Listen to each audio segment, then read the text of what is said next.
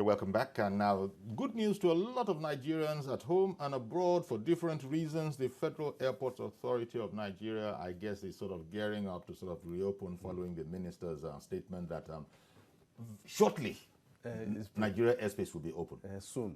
So shortly. Soon. Know. So, because Nigerians are incurable optimists, even though it's soon, people have begun to project September. Somewhere in September, yes. But no definite date has been given. But that our airspace will be open soon, and so the Federal Airports Authority of Nigeria is indeed going to be gearing up and preparing. It's like we did the domestic side first, yes, right? And now to prepare.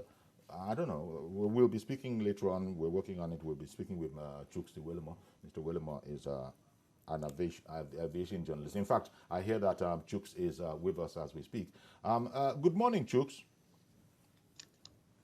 Good morning, Mr. Yori. Thank you very much for making time for us. We're going to be speaking with you later, but let's start off with a package by R. Lillian Eze-Mark on the impending opening of the Nigerian airspace for international travel. The stretch of road leading to Murtala Mohammed International Airport, Lagos, still not as busy as it used to. But on getting to the departures, it came alive with the evacuation of some Chinese nationals. We also noticed some developments in keeping with the federal government's order to start preparations for the reopening of the airspace for international flight operations. As Nigeria prepares to throw its airspace open and reunite with the rest of the world, Murtala Mohammed International Airport, Lagos is being prepared to embrace the new normal. It's only when work is done that full flight and airport operations will start. Other developments inside the terminal include floor markings for social distancing, shields at airline counters to forestall their staff having close contacts with passengers, all in line with COVID-19 protocols. International Air Transport Association estimates that global airlines' losses have risen to $314 billion, owing to the severity of the economic downturn due to coronavirus pandemic. The body also says that Nigeria has lost $570 million, 100,000 jobs, 3.7 million passengers, and more. For the President Association of Foreign Airlines Representatives in Nigeria, the losses occur because the industry operates as a chain. We have so many other sub-sectors under this industry. The ground handling sector is there, so if the aircraft don't come, they're not going to handle the aircraft. Let's also take a look at the flight catering sector. That's another big industry. For aviation in the country to get back on its feet, he calls for government intervention for the carriers as advocated by Airports Council International, International Civil Aviation Organization, and International Air Transport Association. He also wants the ease of doing business to be replicated in the country. They need that help, even for little things like landing fee, parking fees, and a lot of charges. The COVID-19 pandemic has brought air travel to a standstill, with many airline fleets grounded and no visibility on when global travel restrictions will be eased. International Air Transport Association is calling for a 3-stage plan to bring the industry back alive, boost passenger confidence in flying, restore confidence of governments, and regain approvals from health authorities. Lillian Eze-Mark, TVC News, Lagos. Our thanks to Lillian Eze-Mark for that report that went out earlier. And now back to our guest, aviation journalist, Mr. Chuks Willimore. Thank you for making time to join us, Chuks. I'm in studio alongside Asukwa James. Chuks, how prepared do you think we are to reopen the international airports? Yeah, the process of gradual resumption has actually commenced. The Presidential Task Force recently directed the agencies in the aviation industry to make sure that everything is in order to ensure the resumption of international flights. And I know they are not joking with it.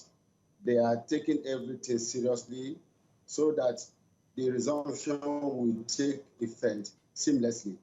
You remember that on the 8th of last month, the local domestic flight resumed.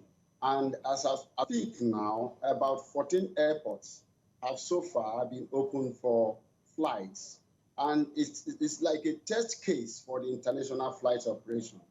I was at the airport recently. I discovered that the airport is set for international flights, like the markings, protocols, COVID-19 protocol, everything is in place. I think they are good to go. They are ready actually to go. If you notice, there are some countries, even some airlines are saying that even if we reopen today, that we'll still have to go through the COVID test. That is, passengers will have to go through COVID test. Did Faan or the federal government, do you think they have like a box where people can take this test and maybe come back in 14 days or in 3 days to get the result? Is there any provision for that at the airports? Yeah, I believe for now, 14 days is even too far for the result to come out. What maybe 2 or 3 days or thereabouts. Yes, 2 days, 2 days, yeah. 24 hours. Because 40 hours. What I'm saying is this: like US and Canada, you know, they have already banned foreign nationals into their countries, which Nigeria is inclusive. If airlines like Emirates and others, now Qatar, they will request passengers to bring their test certificate for COVID-19.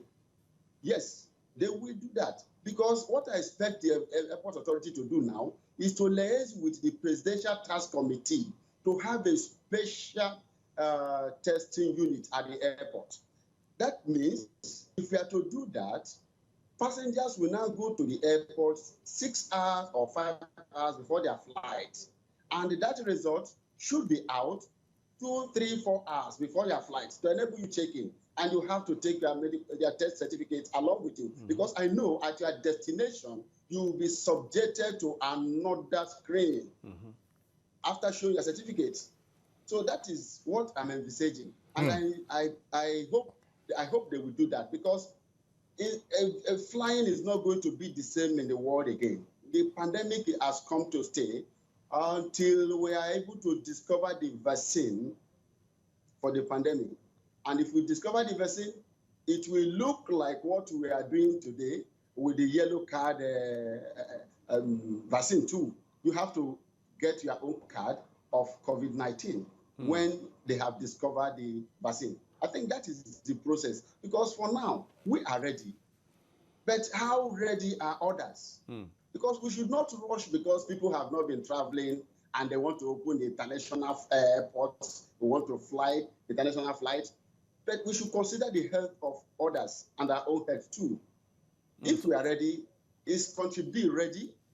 That is another question. So people are eager to travel, we know.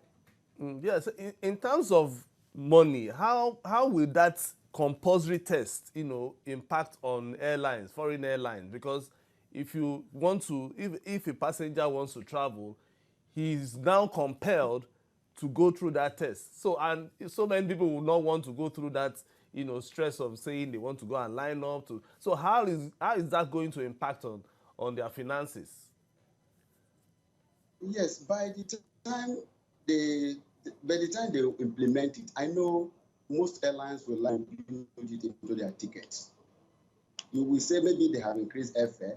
In a way, they have built the passenger, the charges of the text of the COVID text into their ticket. Okay. I think that is what is going to be. The passenger may not even know that they are paying high because of this, but you will think it's free. It will not be free. Okay, Chris, one moment, please, because we've just got a call from Reverend Dominic. Good morning, Reverend. Yori, how are you today? Very well, thank you. Good morning, Asoko. Good morning. Yori, please, I suggest we Can you hear me? Yes, yes, go on. I suggest we start the airport now. The reason is this. It's like an unknown journey, just like my immediate constituency. You know, we started last week Sunday. Even most of our friends did not start. But we who started, you know, had some things to adjust. We couldn't know how it could work. Yeah. But when we come to church on Sunday, there are things we could do better by next week Sunday. And if you didn't start, you wouldn't know how it works. So there's a lot of, like what you have said now, the testing and the testing. We must start to know how we test. I travel a lot too. No pastor is about to invite you now in any nation. But it is when you start, you know how it works. Indeed. If you can give me time, let me comment on the last topic in 1 second. So I really crave your indulgence, Reverend. We won't have the time, but thank you very, very much. Chooks, going back to something that you spoke about earlier, Yes. you were earlier speaking about, for instance, you made examples of the U.S. and Canada, and they had their own regulations. Did you say not accepting foreign nationals? So I wanted to ask if we are doing anything in that regard too, because there are a lot of Nigerians who are stuck abroad. I imagine they will be our first priority. But is there any word on, you know, what the regulations, policies would be in relation to foreign nationals wanting to come into Nigeria because they have reason to be in Nigeria? Foreign nationals, like you rightly pointed out, U.S. and Canada, there is this evacuation they are doing in line with what the federal government has set up. There's special evacuation flights. If they are ready to come, the national will register themselves where they are to come, where they are to meet, and there will be a flight that will take them down. But for commercial flights to Canada or U.S., I don't think it's feasible for now. Since our nation is involved, is among those that have been banned from coming into their country. Okay, but we haven't done any such banning ourselves. It's like everybody can everybody can come in, Nigerians and non-Nigerians. Exactly. There's nothing for now to that effect. It's like we are open to the world now. Okay. Just like the United Arab Emirates. And that those ones, I know their screening will be very, very tough. Yeah, exactly. Do you have any information on other sister African countries, whether our policy is similar to, their policy is similar to ours, that foreign nationals that have business in Niger, Chad, Kenya, Ghana, is it similar, or do you know of any country imposing different regulations? I don't know, but like KQ, Kenya, and Kenya, at least Kenya is ready to go into their country. Okay. Those ones are ready. Okay. You know, yeah, Ethiopia too, because aviation is their mainstay. I know they are ready to take the world too. Okay. Just like what United Arab. Sorry, let's hear from Dr. Mustafa Inikene. Good morning, Dr. Mustafa. Okay. Good morning, sir. Good morning. Thank you for calling in. Go ahead, please. Yes. I'm surprised how we are handling the whole thing. Presently, I'm in Nigeria. I live in U.S. And I've been stranded here since February. So, to me, what we are doing now is something we should have done. Okay, you live in the U.S. You live in the U.S., but you're not a U.S. national. I'm a U.S. national. But were you not able to take advantage of the evacuation? I just applied. I've applied twice. Okay. And I just applied. Okay. I'm a U.S. national. I'm a U.S. citizen. Okay. Yes. I'm a U.S. citizen and also a Nigerian. Of course. The way we are handling this thing, you never renounced Nigeria.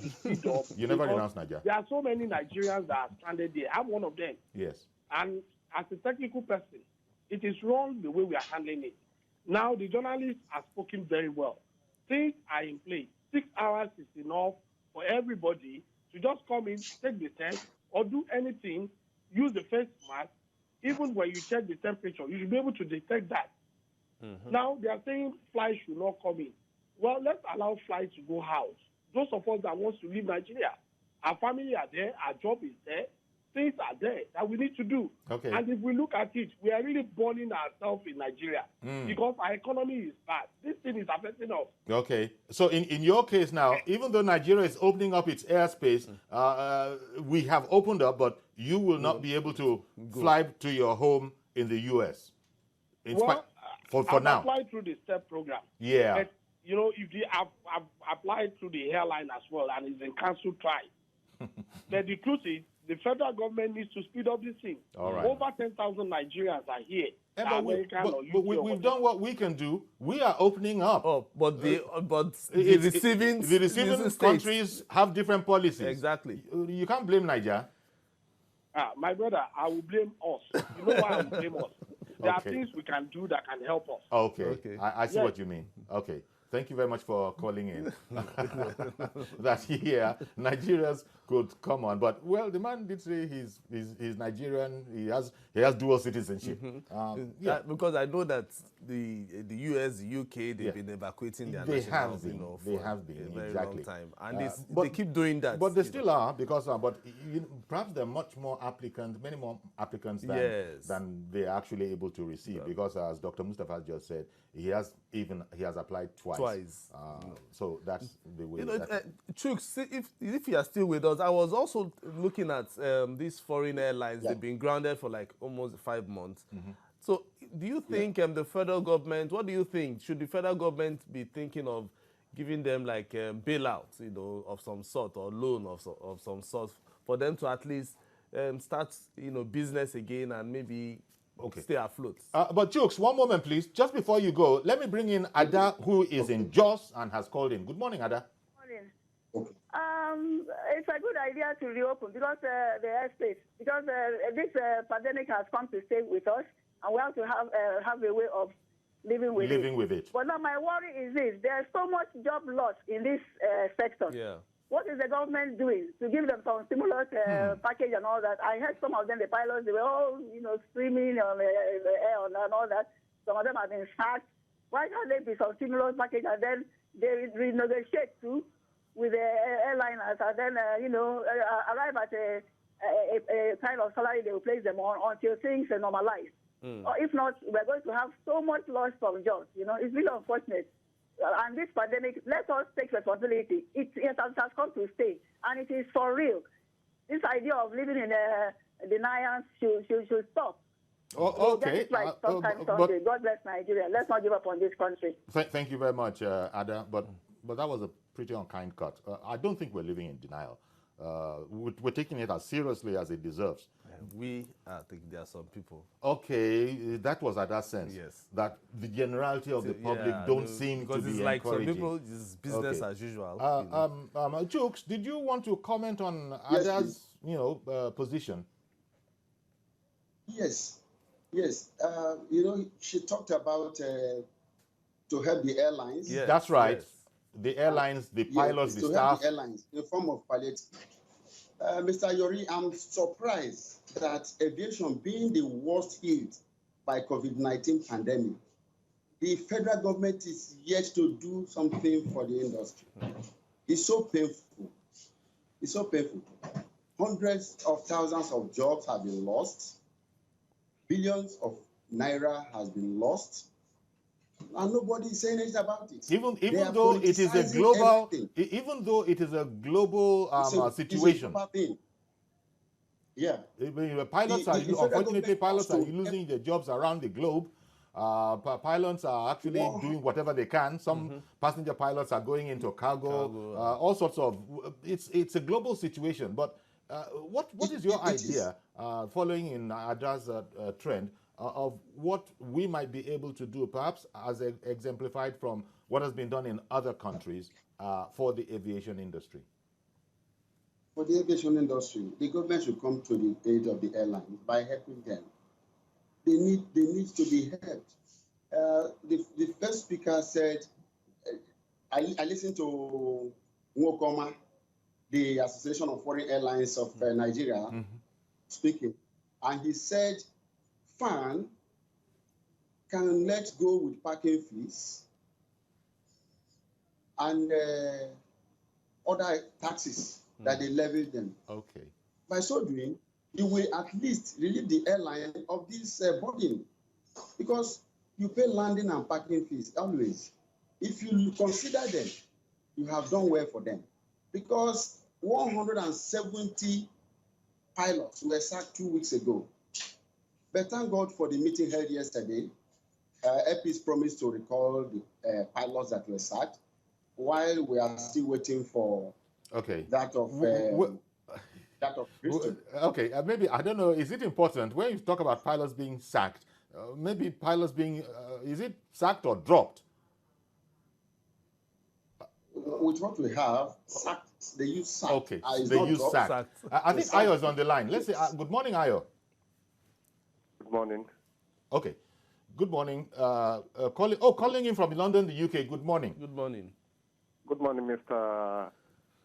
Yori. Good morning, sir. Please go ahead. Mr. Shuk. Thank you. I think with what the journalists have said earlier on, I think we've taken the right steps. But what we need to do is for the government to appoint approved centers for people to do their testing before taking flight at all. Because talking about 6 hours or something might cause some delay, considering the traffic in Lagos. So this should be done probably a day out taking off. Thank you very much, Ayo. We've noted your observation. We've completely run out of time. So our thanks to Chuks Uwelumo and everybody else that contributed to this program. That's our program today. Azuku and I say, please stay as safe as you can in these COVID-19 times. Join us tomorrow. We'll be here, God willing.